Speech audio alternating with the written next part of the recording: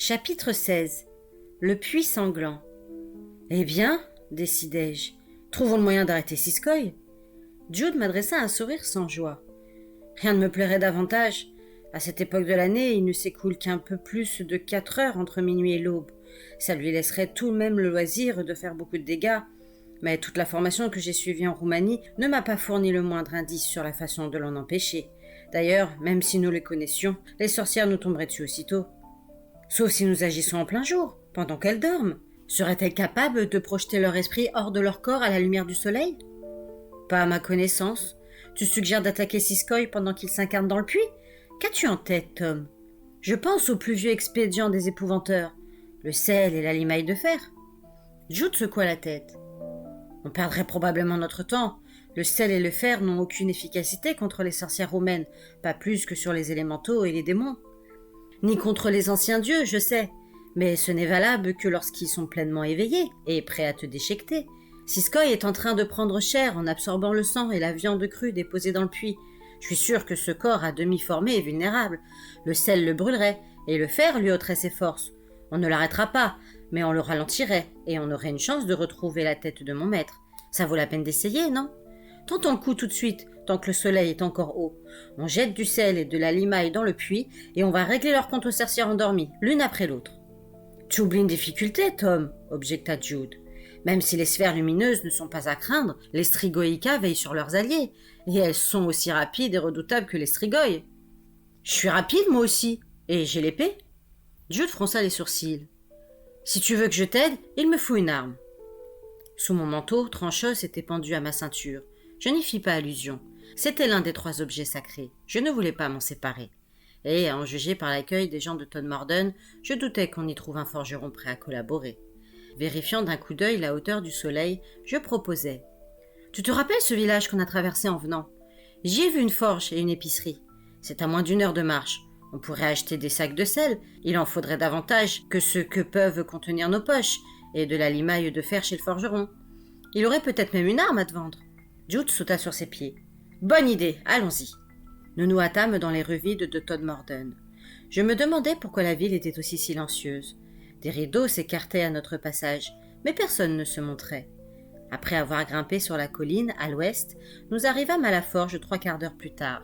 Nous y trouvâmes sans problème un grand sac de limaille de fer, mais acquérir une arme se révéla plus difficile.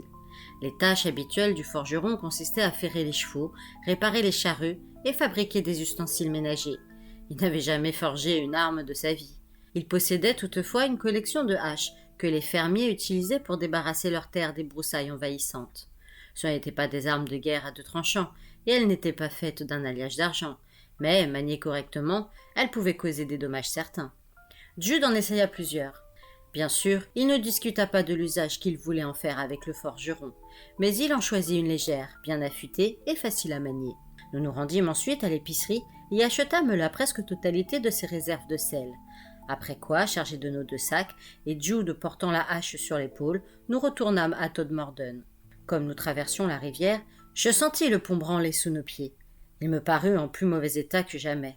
Je souhaitais ne plus avoir à le franchir trop souvent. Le soleil brillait dans un ciel clair. Il nous restait environ 5 heures de jour. Nous avions amplement le temps de nous occuper de Siskoï et de tuer autant de sorcières que possible. Du moins, je tâchais de m'en convaincre. Ce que nous allions tenter était des plus risqués. Nos ennemis collaboraient, et, si l'un attaquait, tous attaqueraient, qui se rassemblent rapidement, et nous serions vite submergés par le nombre. J'évitais de ressasser ces pensées inquiétantes, motivées avant tout par mon devoir envers le comté, et l'espoir de libérer l'esprit de mon maître. Ayant escaladé le flanc est de la colline, nous nous dissimulâmes de nouveau dans les taillis. « Regarde, dis-je à Jude, c'est là, au milieu des arbres, que s'est élevée la colonne de lumière. » « Où sont les demeures des sorcières ?» s'enquit-il.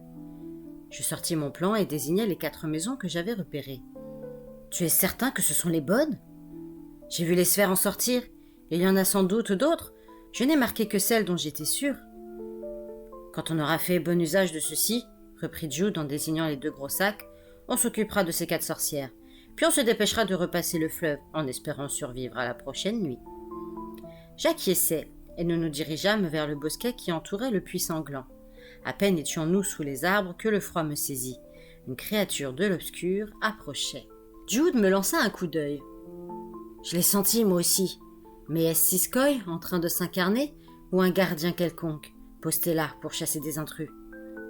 On ne va pas tarder à le savoir. Ça ne tarda pas, en effet. L'attaque fut si soudaine que j'eus à peine le temps de laisser tomber mon sac pour poser la main sur le pommeau de mon épée. Un ours énorme fonçait sur nous, les babines retroussées. Il se dressa sur ses pattes arrière, tout en muscles, les yeux furieux, les griffes écartées. Je n'avais pas encore tiré l'épée du fourreau que Jude me poussait sur le côté en balançant sa hache. Elle décrivit un rapide arc de cercle et s'enfonça dans l'épaule de l'ours avec un bruit répugnant. L'animal rugit de douleur et de colère. Quand le deuxième coup de hache l'atteignit au cou, il émit un cri aigu qui aurait pu sortir d'une gorge humaine. Jude le frappa encore à 3 reprises avant qu'il ne s'écroule sur le côté comme un chêne abattu par un bûcheron. Jude recula d'un pas. « Tu es rapide, dis-tu » fit-il en regardant mon épée à demi sortie avec un sourire. « Tu devrais faire mieux que ça quand la première Strigoïka se jettera sur toi. »« Ne t'inquiète pas, dis-je en renfonçant l'arme dans son fourreau. C'était un Moroi, hein. Je l'avais déjà vu, il gardait la maison de Dame Fresque. C'était peut-être le même, bien qu'il y en ait sûrement d'autres. D'habitude, ils n'apparaissent pas en plein jour. Une magie puissante a été mise en œuvre pour l'amener ici. Au fait, je me souviens d'un moyen tout bête de vaincre un Moroi. Ces créatures ont un comportement obsessionnel. Si on leur jette des graines, des baies, des brindilles, ou même des brins d'herbe, ils se remettent aussitôt à 4 pattes, et ils les comptent jusqu'au dernier. Après quoi, ils recommencent pour s'assurer que le résultat est le même. Ils passent ainsi des heures à compter et recompter. On a alors tout le temps de s'échapper, ou de leur porter un coup fatal. Voici qui était fort intéressant. Mon ressenti envers Jude ne devait pas m'empêcher de profiter de son savoir. D'ailleurs, il me semblait bien avoir lu quelque chose de ce genre dans le bestiaire de l'épouvanteur. Nous progressâmes avec précaution, cherchant l'ouverture du puits. Notre nez le repéra avant nos yeux. Une puanteur de viande avariée et l'odeur métallique du sang nous sautèrent aux narines. Au pied d'un grand chêne, il y avait une large dalle de pierre, de forme irrégulière. Le bord des trous ovales qui s'ouvraient en son centre était encore poisseux de sang. Nous nous avançâmes pour plonger le regard dans cette cavité ténébreuse. Un frisson d'effroi me parcourut, et je dus respirer profondément pour me calmer. Il y avait de quoi avoir peur. Si on ne trouvait pas le moyen de l'arrêter, l'ancien dieu Siskoy bondirait bientôt hors de cette fosse. « Je ne vois rien, » soufflai-je. « Crois-moi, Tom, » chuchota Jude. « Ni toi, ni moi ne désirons voir ce qui est en train de se matérialiser là-dedans. Mais écoute attentivement, tu l'entendras. » Je tendis l'oreille. Des profondeurs montaient des bruits à peine audibles. Je retins mon souffle pour mieux les percevoir, et je souhaitais aussitôt ne pas l'avoir fait. Au-dessous de nous, dissimulé dans les ténèbres, quelque chose respirait à un rythme ample et lent, quelque chose d'énorme. « Il est bien là, » commenta Jude. « Mais ne t'inquiète pas, Siskoy ne sortira pas de son trou tant qu'il ne sera pas revêtu de chair, et il n'y parviendra qu'à minuit, avec l'aide des sorcières, grâce à leur rituel et leur incantation. À combien de sorcières devrons-nous régler leur compte pour empêcher ça? C'est difficile à dire. 3 d'entre elles suffiraient pour célébrer le rituel. Toutefois, une chose est sûre, moins elles seront, mieux ça vaudra. » Sans débattre plus longtemps, nous renversâmes le contenu de nos sacs sur la dalle pour mélanger rapidement le sel et la limaille de fer. « Prêt ?» demanda Jude. Je fis signe que oui. « Eh bien, voyons si ton hypothèse se vérifie. À 3, on y va. 1, 2, 3 !» Nous poussâmes à 2 mains le sel et le fer emplis dans le trou. D'abord, rien ne se passa, puis un cri horrible monta des tréfonds, suivi de râles d'agonie. Jude m'adressa un large sourire. « Bien joué, Tom. Rien de tel que de bonnes vieilles méthodes. À présent, occupons-nous de la première sorcière. » Sautant sur ses pieds, il ajouta. « Avant cela, je dois t'en dire un peu plus sur ces créatures. L'un de leurs buts, quand elles s'emparent de l'énergie vitale des humains, est d'accumuler des richesses. Elles aiment habiter de vastes demeures et vivre en souveraines parmi les habitants du coin. C'est pourquoi les gens d'ici crèvent de peur. » Exactement. Toute la ville est terrifiée. Une question me vint alors à l'esprit. Les sorcières utilisent la magie animiste pour prendre leur forme de sphère. Mais quand leur esprit retourne dans leur corps, leurs pouvoirs sont-ils semblables à ceux des sorcières de Pendle ou à ceux des Lamia? Comme la plupart de leurs congénères, elles scrutent l'avenir pour mieux détruire leurs ennemis. L'invocation de Siskoy, leur dieu vampire, est la cerise sur le gâteau. Il les rend particulièrement redoutables. Elles ont en commun avec les Lamia le don de changer d'apparence. Mais alors qu'il faut des semaines et même des mois aux Lamia pour passer de la forme domestique à la forme sauvage, les sorcières roumaines y réussissent en un clin d'œil. Tu crois être en face d'une femme joliment parée, la seconde d'après, vêtue de loques, elle a des griffes et des crocs. S'il est exact qu'elles n'utilisent ni la magie du sang, ni celle des ossements, ça ne les empêche pas de se nourrir de chair. Beaucoup de leurs victimes tombent avant même d'avoir compris le danger. En quelques instants, elles sont déchiquetées. Je tâchais d'enregistrer ces nouveaux éléments quand Jude suggéra. Maintenant, si on s'occupait de la première. Sortant de l'ombre des arbres, nous traversâmes une prairie ensoleillée pour gagner l'une des maisons d'où j'avais vu une sphère s'élever. À part une buse qui planait vers l'ouest, rien ne bougeait sur la colline.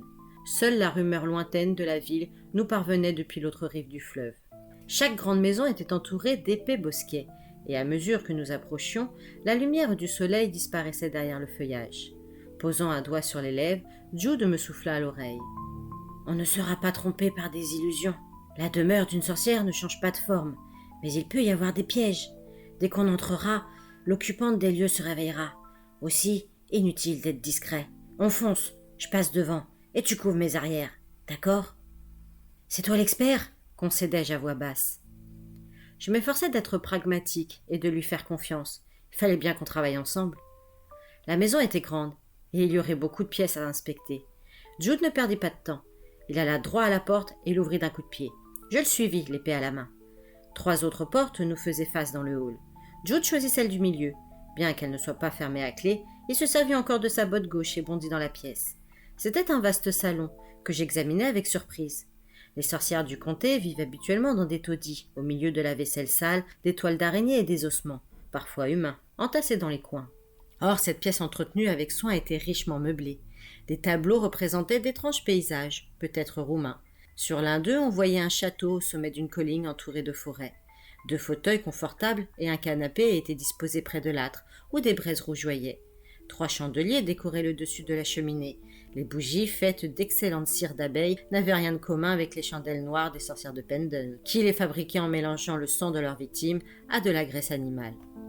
Néanmoins, les habitants de cette maison étaient des créatures de l'obscur.